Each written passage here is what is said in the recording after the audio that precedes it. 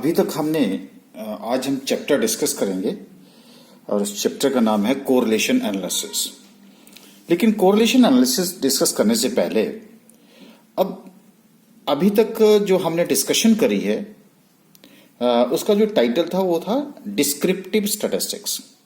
तो descriptive statistics में हमने क्या क्या डिस्कस किया। हमारे पास रॉ डेटा आया, हमने उस रॉ डेटा को ऑर्गेनाइज किया। ऑर्गेनाइज करने के बाद हमने उसको फ्रीक्वेंसी डिस्ट्रीब्यूशन में कन्वर्ट किया और फ्रीक्वेंसी डिस्ट्रीब्यूशन करने के बाद हमारे पास ऑर्गेनाइज्ड और अनऑर्गेनाइज्ड दो तरह के डेटा है, जिसको हमने कहा कि इंडिविजुअल सीरीज, डिस्क्रीट सीरीज और कंटिन्यूअस सीरीज। और उसको हमने ऑर्गेनाइज जो है टेबुलर फॉर्म में करके फ्रीक्वेंसी डिस्ट्रीब्यूशन में कन्वर्ट करने के बाद हमने बहुत सारी एवरेजेस कैलकुलेट करी, जिसको हम बोलते हैं कंप्यूटेड सेवरल एवरेजेस। चाहे आपके पास वो अर्थमेटिक मीन था, geometric mean, harmonic mean, median, mode, combined geometric mean. So these all the averages we calculated. लेकिन आपने देखा कि हमने उनके ऊपर रिलाय नहीं किया।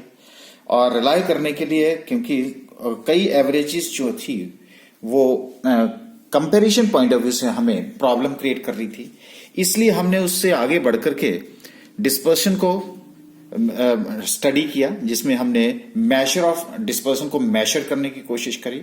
बहुत सारे मेथड्स हमने डिस्कस किए, चाहे वो हमारे पास मीन डेविएशन है, चाहे हमारे पास स्टैंडर्ड डेविएशन है, उसी तरह से क्वार्टाइल डेविएशन था।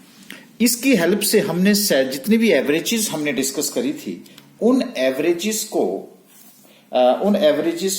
की हेल्प से हमने रिलायबिलिटी चेक करी कि जितने भी हमारी एवरेजेस थी उनकी रिलायबिलिटी क्या थी। तो यहां तक हमने डिस्कशन कर ली है, जिसको कि हमारा टाइटल क्या जाता है, विच इज नोन एज, क्योंकि आपको याद होगा हमने फर्स्ट लेक्चर में दो तरह की स्टैटिस्टिक्स को डिस्कशन करी थी। एक थी डिस्क्रिप्टिव स्टैटिस्टिक्स और दूसरी थी हमारी इन्फ्रेंशियल स्टैटिस्टिक्स।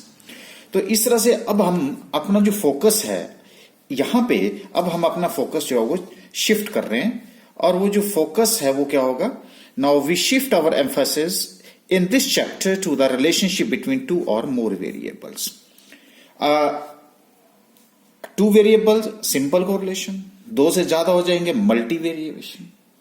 इस तरह से क्या है कि अब हमें जो भी रिलेशनशिप जो हमारे पास वेरिएबल्स निकल के आएंगे, उसका जो हम रिलेशनशिप जो मेजर करेंगे उसके बेस के ऊपर हम कुछ इन्फर करने की कोशिश करेंगे, जिसमें हम इन्फ्रेंशियल स्टैटिस्टिक्स की तरफ को मूव करेंगे।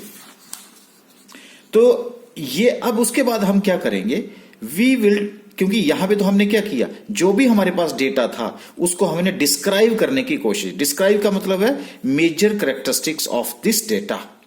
वो चाहे हमने उसको डेटा को ऑर्गेनाइज किया, चाहे हमने उसको कंप्यूट किया, चाहे हमने बहुत सारी एवरेजेस कैलकुलेट करी, whatever the calculation we made, we try to describe the main characteristics of the data.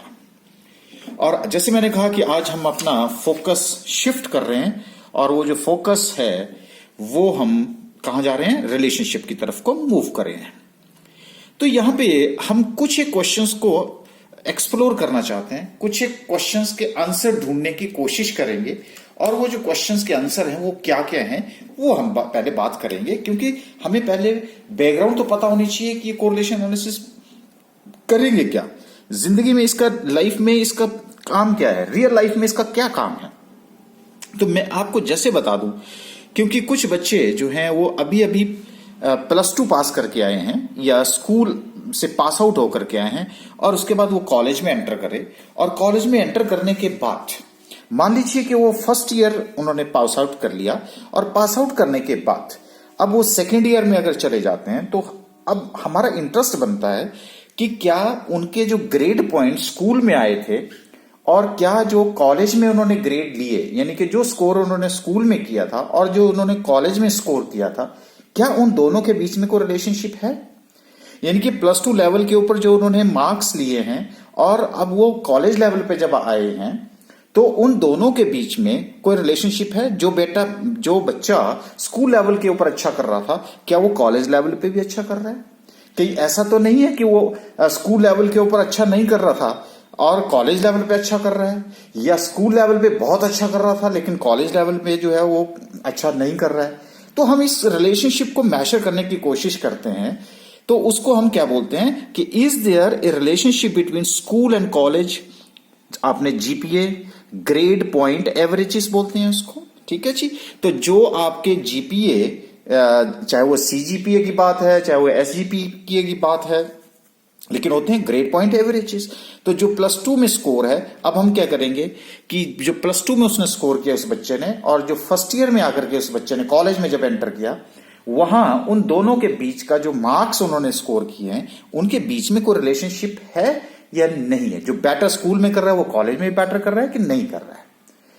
और दूसरा, उसके बाद अगर मैं थोड़ा सा और आगे बढ़ूं, अब मैं बिजनेस पॉइंट ऑफ व्यू से बढ़ूं, क्योंकि ये तो मैंने आपसे रिलेवेंट बात करी है कि क्या अगर मैं कोई भी फर्म एडवर्टीजमेंट के ऊपर पैसा खर्च करती है तो क्या उससे उसकी सेल बढ़ती है कि नहीं बढ़ती। तो मतलब इज देयर एनी रिलेशनशिप। ऐसा तो नहीं है कि हम एडवर्टीजमेंट के ऊपर पैसा खर्च करते जाएं और फर्म की सेल बढ़े ही ना। तो यहां हम try to find it out कि is there a relationship between the amount a firm spends on advertisement and its sales. तो देखिए, ये बिजनेस पॉइंट ऑफ व्यू से क्वेश्चन हो गया। तो ये भी देखो बिजनेस में है, ये हम उसकी परफॉर्मेंस देखते हैं, बच्चे की परफॉर्मेंस। उसके बाद अगर हम थोड़ा सा और आगे बढ़े, जब आप जॉब में एंटर कर जाते हैं तो आपको ये बोला जाता है कि जैसे जैसे एक एम्प्लॉय बिजनेस में ज्यादा टाइम स्पेंड करता है तो उससे जो बिजनेस की प्रोडक्टिविटी भी वो बढ़ती है। तो हम यहां पे कोशिश करते हैं कि is there a relationship between the number of the years on the job and productivity. यानी कि जो नया आदमी आता है वो कम प्रोडक्टिविटी करता है, जो एक्सपीरियंस आदमी है उससे जो है बिजनेस कंसर्न की प्रोडक्टिविटी जो है वो ज्यादा होती है। तो ये देखिए, अब आपके पास ये भी हम बिजनेस पॉइंट ऑफ व्यू से बात कर रहे हैं। तो इस तरह की क्या है कि ऐसे जैसे क्वेश्चंस, ऐसे बहुत सारे क्वेश्चंस हैं। तो मैंने सिर्फ थोड़े से क्वेश्चंस को एक्सप्लोर करने की कोशिश करी जो आपसे रेलेवेंट है, जिसका रियल लाइफ में कुछ यूज है, उसकी एप्लीकेशन है। तो इस तरह से अब हम क्या करेंगे कि हम इस क्वेश्चन से, अगर आपको थोड़ी सी बात करी कि इस क्वेश्चन के आंसर ढूंढने की कोशिश करें, तो हम क्या एग्जामिन करेंगे। हम इस चैप्टर में, इस कोरिलेशन एनालिसिस में ये एग्जामिन करने की कोशिश करेंगे what is the meaning and intent of correlation analysis. कि कोरिलेशन एनालिसिस का मीनिंग क्या होता है, और फिर हम एक चार्ट बनाएंगे जिसमें हम दो वेरिएबल्स का रिलेशनशिप पोर्ट्रे करने की कोशिश करेंगे, बताने की कोशिश करेंगे, जिसको हम स्कैटर डायग्राम बोलते हैं। और उसके बाद अगर हम बात करें तो we will try to measure the available to describe the degree of the relationship. अब हमने आपको पता कि डिस्पर्सन में हमने बात करी थी डायरेक्शन और डिग्री की बात हम कह रहे थे वहां पे। तो वहां वो डायरेक्शन नहीं बता रहा था, डिग्री। तो यहां पे हम डिग्री की बात करेंगे कि कितना रिलेशनशिप है, मतलब कितना गाढ़ा रिलेशनशिप है। अगर मैं बात करूं, जैसे गाढ़ी दोस्ती होती है ना, कितनी दोस्ती है उनके बीच में, तो ऐसी दोस्ती की बात करेंगे हम कि किसकी हेल्प से, हम कोरिलेशन एनालिसिस की हेल्प की बात से ये मेजर करने की कोशिश करेंगे, जिसकी कि हम एक टेक्निकल टर्म्स क्या बोलते हैं, कोरिलेशन कॉफिशिएंट बोलते हैं जिसको, और कॉफिशिएंट ऑफ डिटर्मिनेशन बोलते हैं। तो ये दो टर्म्स किसके लिए यूज करी मैंने, to measure the measure available to describe the degree of relationship. यानी कि जो कोरिलेशन एनालिसिस है उसमें अगर हमने वेरिएबल्स की डिग्री को डिस्क्राइब करना है तो मुझे ये दो टर्म्स की नॉलेज होना जरूरी है, जिसको हम बोलते हैं correlation coefficient and coefficient of determination. क्योंकि मैं बार बार जब इनको यूज करूंगा तो आपको ये नहीं पता होगा कि अच्छा ये कोरिलेशन कॉफिशिएंट क्या होता है या कॉफिशिएंट ऑफ डिटर्मिनेशन क्या होता है। तो अल्टीमेटली क्या हुआ, ये देखिए, अब मैंने ये जो बात करी इसको मैं थोड़ा सा आपको और एक्सप्लोर करने की कोशिश करता हूं। यहां पे जितने भी क्वेश्चंस रेज किए मैंने अभी तक, उसमें आपको ये नजर आया होगा, दो वेरिएबल नजर आए होंगे। जैसे यहां पे मेरे पास क्या है, grade points at school level and grade point at college level, दो हो गए। उसके बाद अगर आप यहां आए तो एक एडवर्टीजमेंट और दूसरा सेल्स, लो जी, दो वेरिएबल हो गए। यहां पे अगर आप जाएं तो यहां पे नंबर ऑफ इयर्स जॉब, यानी कि आपका एक्सपीरियंस और प्रोडक्टिविटी। तो यहां पे देखिए, तो number of years on the job and productivity. तो मैंने सिर्फ आपको सिंपल कोरिलेशन की बात कह रहा हूं अभी तक मैं आपसे। अगर बाय द वे मैं दो से ज्यादा वेरिएबल ले लूं, जैसे दो से ज्यादा वेरिएबल का मतलब क्या हुआ कि जो प्रोडक्शन ऑफ व्हीट है, गेहूं की जो पैदावार है, वो किसके ऊपर डिपेंड करती है, बारिश के ऊपर नहीं। देखिए बारिश के ऊपर डिपेंड करेगी, फर्टिलाइजर आप कैसा यूज कर रहे हैं, आपकी जो लैंड है वो कैसी है, इस तरह से आपके पास बारिश के ऊपर डिपेंड करेगी, फर्टिलाइजर के ऊपर डिपेंड करेगी। तो यहां क्या हो गया, एक फैक्टर मतलब बहुत सारे वेरिएबल्स हो गए जो रिस्पॉन्सिबल हैं, तो उसको हम क्या बोलते हैं, उसको फिर हम सिंपल कोरिलेशन नहीं बोलते, उसको हम मल्टी कोरिलेशन बोलते हैं। ठीक है जी। तो लेकिन अब अभी आप बिल्कुल नए बच्चे हैं स्टैटिस्टिक्स में, तो इसलिए मैं अभी आपको दो वेरिएबल्स से ही आगे चलने की कोशिश कराऊंगा अभी, क्योंकि आप अभी लर्निंग स्टेज में हैं। तो मुझे लगता है कि हम एक तरह से कोरिलेशन एनालिसिस में क्या ढूंढने की कोशिश कर रहे हैं, हम ये ढूंढने की कोशिश कर रहे हैं कि ये जो दो वेरिएबल आ जाते हैं मेरे पास बीच में, ये जो दो वेरिएबल है मेरे पास, उनको मैं, उनका जो रिलेशनशिप है वो मैं उसको मेजर करना चाहता हूं, चाहे मैं उसको लिए चार्ट बनाऊं और चाहे मैं उसके लिए जो है वो फॉर्मूले यूज करूं, उनकी हेल्प से मैं इसका रिलेशनशिप मेजर करना चाहता हूं, डिग्री ऑफ रिलेशनशिप जो है वो मेजर करना चाहता हूं। तो वही तो हम इसमें करेंगे। तो सबसे पहले अब थोड़ा सा हम, तभी हमने कहा कि we will shift our emphasis in this chapter to the relationship between two और मोर वेरिएबल, जो मैंने आपको अंडरलाइन करने की कोशिश करी है, क्योंकि ये वाला चैप्टर भी इनके ऊपर डिपेंड करता है। जिस बच्चे ने ये वाले चैप्टर्स, ये वाले लेक्चर्स अगर उसने स्टडी कर लिया उसके माइंड में, तभी हम आगे बढ़ेंगे, अदरवाइज हम आगे नहीं बढ़ सकते। तो चलिए जी, हम सबसे पहले अभी हम जो बात करेंगे वो बात करेंगे कि what is simple correlation analysis. अभी हम बिल्कुल आपको एक बहुत ही एक लेमैन समझ रहे हैं, एक जिसको कि स्टैटिस्टिक्स की नॉलेज बिल्कुल नहीं है। देखिए, एक हम केस स्टडी लेते हैं जो आपको ये डिस्क्राइब करने की कोशिश करेगी कि कोरिलेशन एनालिसिस क्या है। तो थ्योरी को भी हम एक केस स्टडी एक इंटरेस्टिंग बना करके आपसे शेयर करने की कोशिश करेंगे, जिसकी वजह से आपका कंसेप्ट जो है वो बिल्कुल क्लियर हो जाए, क्रिस्टल क्लियर हो जाए। सपोज करते हैं कि we are interested in group of BCom students in a college. ठीक है जी। और हम उनमें क्या इंटरेस्ट देख रहे हैं, हम we want to determine the relationship between their grade point averages in school and their corresponding grade point averages after the first year in the college. कि क्या जो +2 में उसने स्कोर किया है, क्या उसकी परफॉर्मेंस कॉलेज लेवल के ऊपर जब उसने फर्स्ट ईयर में जो स्कोर लिया है, उन दोनों के बीच में कोई ऐसा कोई रिलेशनशिप है। तो हमारे पास क्या हो गया, हमने कौन सा कॉमन पॉइंट लिया, जीपीए लिए, यानी कि जो उन्होंने परसेंटेज वहां पे ली है, ग्रेड पॉइंट एवरेज, क्योंकि अब जीपीए आ गया है हमारे पास, एसजीपीए, तो इसलिए मैंने अब परसेंटेज फॉर्म को किसमें कर दिया, एसजीपीए। या हो सकता है कि अगर +2 के बच्चों के पास परसेंटेज है तो उसको भी हम एसजीपीए जीपीए में कन्वर्ट करके हम कैलकुलेशन कर सकते हैं। तो चलिए, the GPA for a sample of 4 students are, क्योंकि हम कैलकुलेशन को ज्यादा टीडियस नहीं करना चाहते, क्योंकि आपको अभी हमने कंसेप्ट ही क्लियर करना है, इसलिए हमने थोड़े स्टूडेंट्स लेकर के, जिससे आपका कंसेप्ट क्लियर हो जाए। मान लीजिए मेरे पास 4 स्टूडेंट हैं, A B C and D. ठीक है जी। स्कूल लेवल के ऊपर इसका ग्रेड है 3.0, इसका जो ग्रेड है वो है 2.1, इसका जो ग्रेड है 4.0 और इसका ग्रेड जो है वो 3.8 है। जब उसने कॉलेज लेवल पे आया और कॉलेज लेवल पे फर्स्ट ईयर में जब उसका स्कोर आया तो वो क्या था, ए का फर्स्ट ईयर का स्कोर था 2.9, बी का था 2.3, सी का था 3.9 और डी का था 1.9। अब अगर मैं ए बी और सी के ग्रेड पॉइंट देखूं तो क्या हो रहा है, जिसके ग्रेड पॉइंट यहां पे थे उसी के सिमिलर है, कोई ज्यादा फर्क नहीं है। जहां 3.0 था यहां 2.9 है, यहां बी का 2.1 है तो 2.3 है। यानी कि जिसके हाई ग्रेड, स्कूल में हाई ग्रेड्स हैं, कॉलेज में भी उसका हाई ग्रेड जीपीए है। अब अगर सी को देखूं तो उसमें भी कोई ज्यादा डिफरेंस नहीं है, लेकिन एक ही पर्सन है, ये देखिए डी जो है उसका क्या हाल है। अब उसने क्या किया, स्कूल में तो बहुत बढ़िया स्कोर किया हुआ है, लेकिन कॉलेज में आकर के उसका जो ग्रेड पॉइंट है वो बिल्कुल गिर गया है।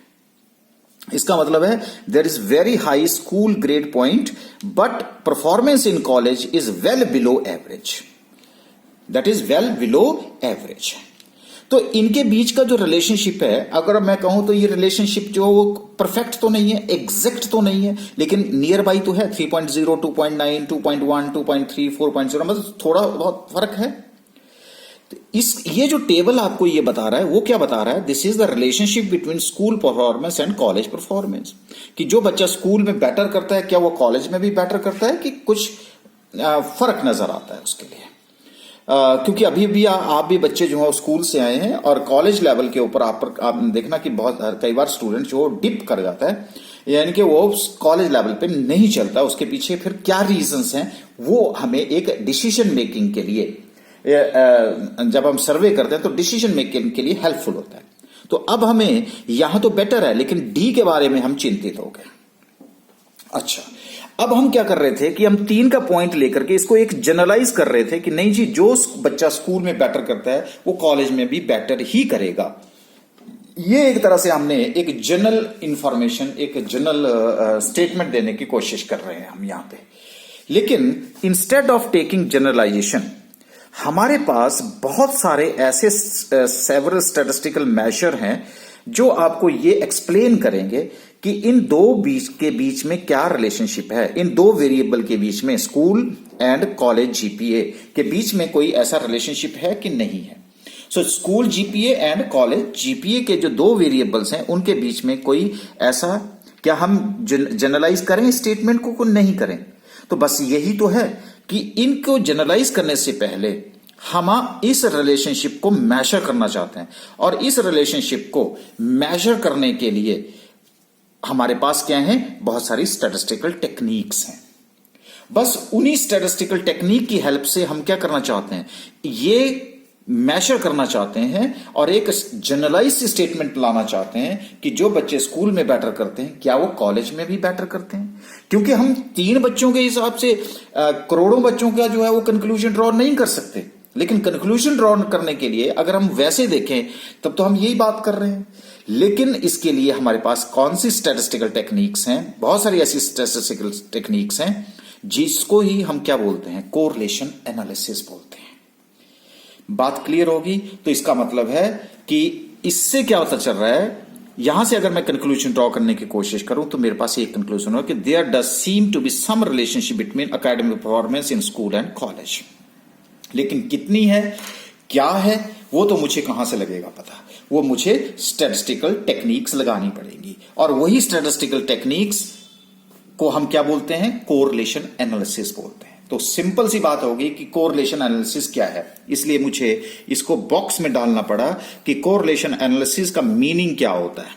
तो अब आप क्रैम नहीं करेंगे, आप अंडरस्टैंड करेंगे। तो हम क्या बोलेंगे, a group of statistical techniques used to measure the strength of the relationship, जिसको हम कोरिलेशन बोलते हैं, रिलेशन बिटवीन 2 वेरिएबल्स। लो जी, अब इस केस स्टडी से आपको ये जो डेफिनेशन है, अब आपने इसको क्रिएट किया ना कि क्रैम किया, रट्टा नहीं लगाया, आपने इसको क्रैम करने की कोशिश की जी। एक स्टैटिस्टिकल टेक्निक्स होती हैं जिसको हम यूज करते हैं, जो हमारे पास कुछ 2 वेरिएबल्स हैं उनके बीच में कितना रिलेशनशिप है, और वो जो स्ट्रेंथ ऑफ रिलेशनशिप, जिसको हम डिग्री ऑफ रिलेशनशिप की बात कर रहे थे, वो सारी बातें जो है हम आगे डिस्कस करेंगे। लेकिन इससे हमें ये लग गया पता कि कोरिलेशन एनालिसिस क्या होता है, क्योंकि जब तक आप उसको रट्टा मारेंगे तो उसका क्या फायदा होगा, रट्टा मारने से कोई कुछ नहीं मिलने वाला।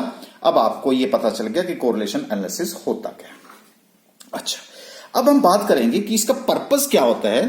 देखिए, the basic purpose of correlation analysis is to find how strong the relationship is between 2 variables. How strong, बस यही तो बातें हैं जो हमें तंग करेंगी यहां पे। So one measure of this relationship is the एक coefficient of correlation। बात करूंगा आपसे ये भी बातें पर, लेकिन मैं अभी आपको जस्ट एक थोड़ा सा आइडिया देकर के छोड़ दूंगा, जिसकी वजह से वो आपके माइंड में स्ट्राइक करता रहे कि ये क्या चीज है, और जिसको फिर मैं इजीली आपको एक्सप्लेन कर दूंगा। तो मैंने क्या कहा कि the basic purpose of correlation is to find out how strong the relationship is between 2 variables. अब कितना स्ट्रांग है, अब कैसे मेजर करेंगे, स्ट्रांग वर्ड तो बोल दिया मैंने, लेकिन हम इसको किस में करेंगे, क्वांटिटेटिव फिगर्स में कन्वर्ट करने की कोशिश करेंगे, और आपको बताएं। और यहां पे हम बता रहा हूं, इट जो कोफिशिएंट ऑफ कोरिलेशन है, इट में assume any value of scale between -1 to +1 inclusive. जो कोफिशिएंट ऑफ कोरिलेशन है उसको हम किस में मेजर करते हैं, -1 to +1। कोई बात नहीं, अगर आपको ये बात नहीं समझ आ रही है मैं बताऊंगा आपको चिंता करने की जरूरत नहीं है। देखिए, तो अब यहां पे क्या हुआ, दोबारा से मैं बता रहा हूं आपको, कोरिलेशन, थोड़ा थोड़ा मैं टेक्निकल लैंग्वेज की तरफ को मूव करूंगा। Correlation is the relationship that exist between two और more variables if two variables are related to each other in a such a way that changes in one creates a corresponding changes in the other। अगर एक में change होती है तो क्या दूसरे में उसमें अकॉर्डिंगली चेंज होती है कि नहीं, तो तभी तो हम ये देखेंगे, then the variable are said to be correlated.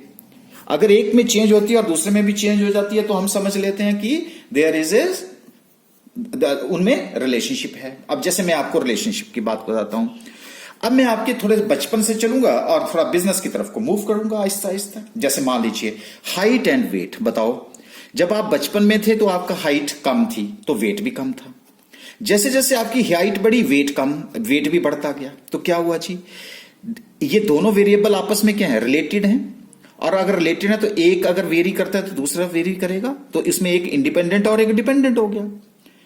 उसी तरह से rainfall and yield of wheat, जितनी ज्यादा बारिश होगी उतना ज्यादा व्हीट की फसल होगी। इसका मतलब there is a relationship between बारिश and productivity of the wheat, rainfall and the yield of the wheat, है रिलेशन, ठीक है जी। उसके बाद है price of the commodity, demand of the commodity. अब जिसकी प्राइस ज्यादा होगी उसकी डिमांड कम होगी। तो बताओ जी रिलेशनशिप है कि नहीं है, चाहे उल्टा है सीधा है, यही तो बातें हम आगे करेंगे। Age of husband and age of wife, क्योंकि आपने देखा होगा कि हिंदू संस्कृति में हम जनरली क्या करते हैं कि जी हस्बैंड की एज ज्यादा होनी चाहिए, वाइफ की कम होनी चाहिए। Exceptions doesn't make the rules, exception है, चाहे हमारे सचिन तेंदुलकर के हैं, चाहे हमारे महात्मा गांधी हैं, लेकिन हम जनरली हम यही कहते हैं। तो हस्बैंड की एज ज्यादा होती है, वाइफ की एज थोड़ा कम होती है, इस मतलब देयर इज ए रिलेशनशिप। उसी तरह से अब आप थोड़ा मेडिकल साइड में आ जाइए, क्योंकि स्टैट तो कई हर जगह यूज होती है। Dosages of insulin and blood sugar, अब आपको पता है कि ब्लड शुगर को कम करने के लिए हम इंसुलिन, जितनी ज्यादा इंसुलिन देंगे उतनी ब्लड शुगर कम होगी, ठीक है जी। उस तरह से आप बिजनेस में आ जाइए, एडवर्टीजमेंट एक्सपेंडिचर एंड सेल्स, जितना आप एडवर्टीजमेंट के ऊपर पैसा खर्च करेंगे उतनी ही सेल बढ़ेगी, लेकिन हो सकता है कि वो किसी एक पार्टिकुलर एक्सटेंट तक हो। तो इसलिए हम क्या है कि जहां रिलेशनशिप होगा उसी रिलेशनशिप को जब जहां होगा तो वो तभी होगा जब दोनों के बीच में कोई रिलेशनशिप होगा। और जब रिलेशनशिप होगा तो उस केस में हम ये देखेंगे कि अगर हम एक में चेंज करते हैं, एक वेरिएबल में चेंज करते हैं, तो दूसरे में कितना चेंज होता है और किस डायरेक्शन में चेंज होता है। बस यही तो बातें हमने डिस्कस करनी। तभी तो हम क्या करते हैं, कोरिलेशन को कई बार हम क्या बोलते हैं, कोवेरिएशन। वेरी, अब आप वेरियांस पढ़ा था हमने, तो इसलिए हम कोवेरिएशन, क्योंकि मैं हो सकता है कि जब न्यूमेरिकल की बातें करूं तो वहां कोवेरिएशन की बात आए, इसलिए मैं आपसे बात कर रहा हूं। So the measure of the correlation is called, बोलो, the measure of the correlation is called coefficient of correlation, which ranges from -1 to 1, और ये -1 to +1 के बीच में होगा। और बता दूं आपको कि आपका जो न्यूमेरिकल का आंसर भी होगा वो इसी बीच में होगा। और ये जो आपका जो कोरिलेशन एनालिसिस है, ये आपको क्या बताता है, ये डिग्री भी बताएगा और डायरेक्शन भी बताएगा।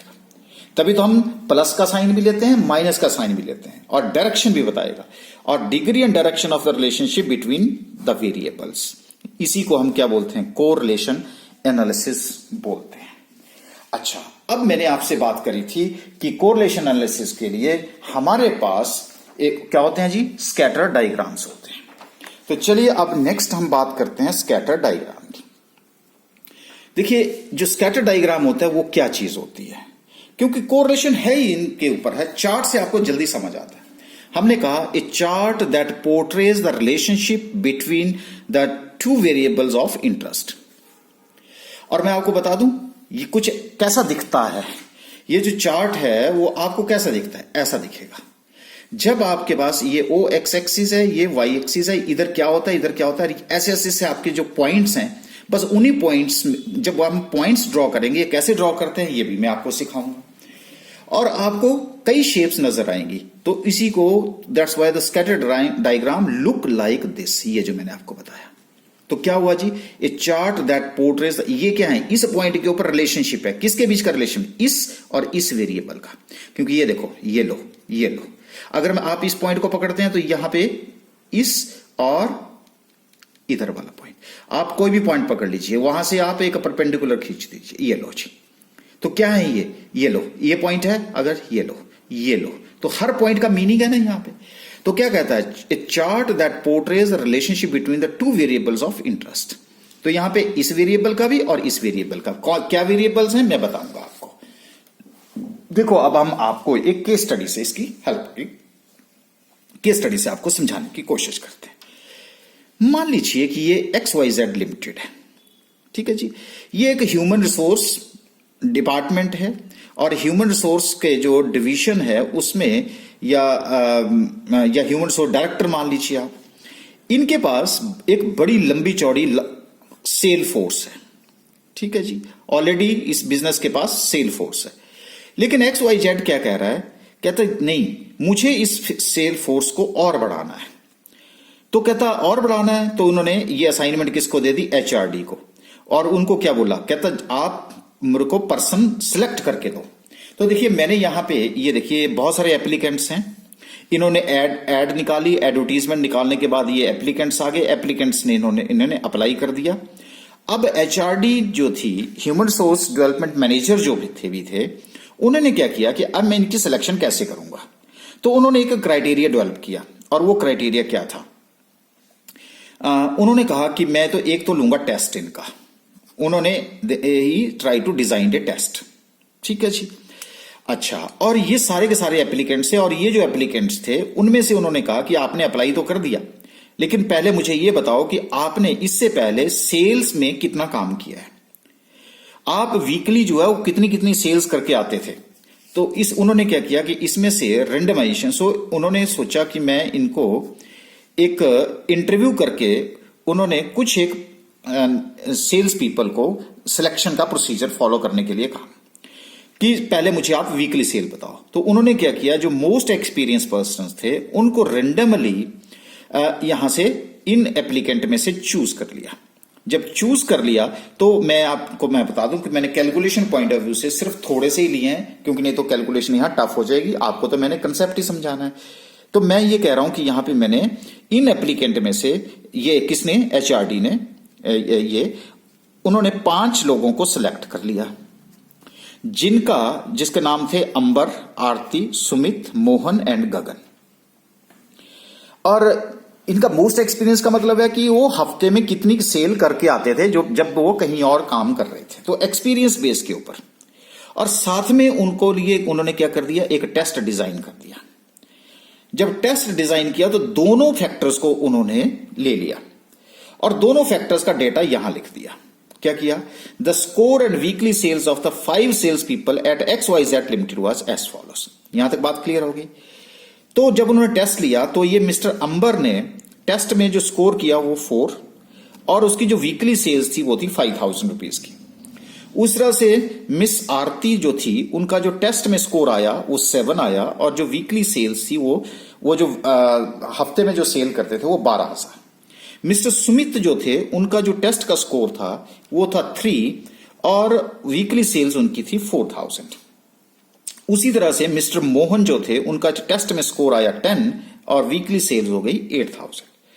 मिस्टर गगन जिनका टेस्ट स्कोर था 10, उनकी जो वीकली सेल्स थी वो 11000 थी। अब उन्होंने कहा कि अब मैं इसके बेस के ऊपर जो है वो सिलेक्शन करने की कोशिश करूंगा। तो ये उन्होंने एक टेस्ट और साथ में जो वीकली सेल्स थी, तो इतने जो एप्लीकेंट्स हैं उनमें से उन्होंने 5 एप्लीकेंट्स का ही टेस्ट लिया, बाकी को घर भेज दिया। और ये फोर्स तो उनके पास ऑलरेडी पड़ी है, ठीक है जी।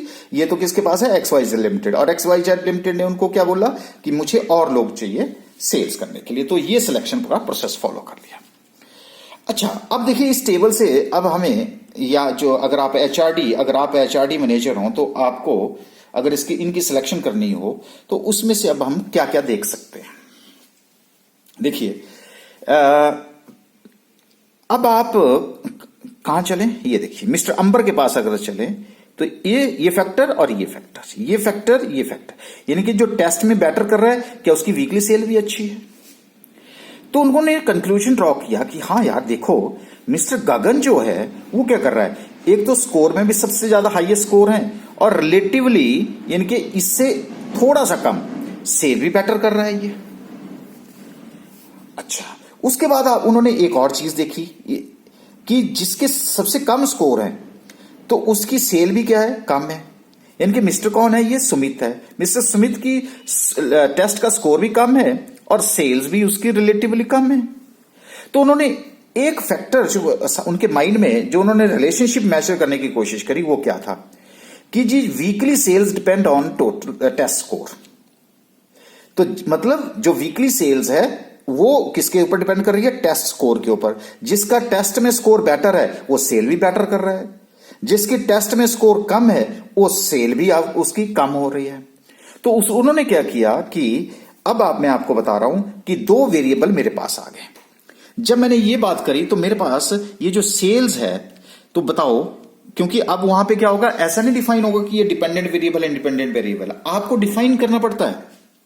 तो मैंने क्या बोला यहां पे, वीकली सेल किसके ऊपर डिपेंड कर रही है, टेस्ट स्कोर के ऊपर। तो सेल क्या हो गई, डिपेंडेंट वेरिएबल, और टेस्ट स्कोर क्या हो गया, इंडिपेंडेंट वेरिएबल। इसका मतलब टेस्ट में उसके पास इंटेलेक्चुअल प्रॉपर्टी राइट यानी कि उसकी नॉलेज जो है वो भी काउंट कर रही है जब वो वीकली सेल करता है। तो यहां पे हमेशा मैं जो कॉमन प्रैक्टिस आपको बता रहा हूं, और वो जो कॉमन प्रैक्टिस है वो क्या है, कॉमन प्रैक्टिस होती है डिपेंडेंट वेरिएबल होता है वाई एक्सिस के ऊपर और इंडिपेंडेंट वेरिएबल होता है एक्स एक्सिस के ऊपर।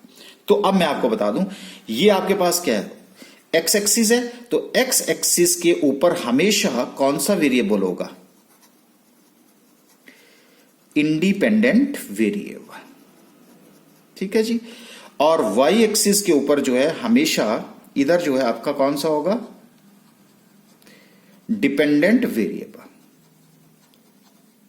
लो जी, अब आपने एग्जाम क्या रियल लाइफ में भी आपने ये ढूंढने की कोशिश करनी है कि इंडिपेंडेंट वेरिएबल कौन है और डिपेंडेंट वेरिएबल कौन है।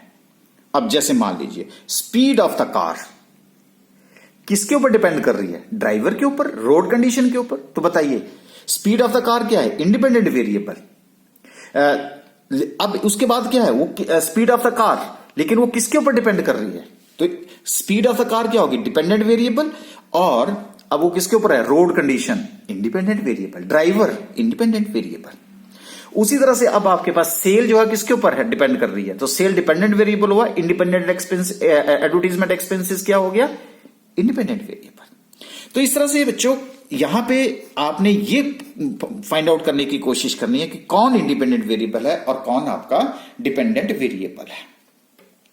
तो अब, और ये कॉमन प्रैक्टिस आपने हमेशा रखनी है, तो Y axis and X axis. अब चलिए, अब अगर मान लीजिए कि इसको अब मुझे पोर्ट्रे करना है, क्योंकि हम तो बात किसकी कर रहे थे, स्कैटर डायग्राम की, बिल्कुल। तो हम स्कैटर डायग्राम को ढूंढने की कोशिश करते हैं। तो देखिए यही मेरे पास डेटा है, ये मेरा डेटा है, ये देखिए।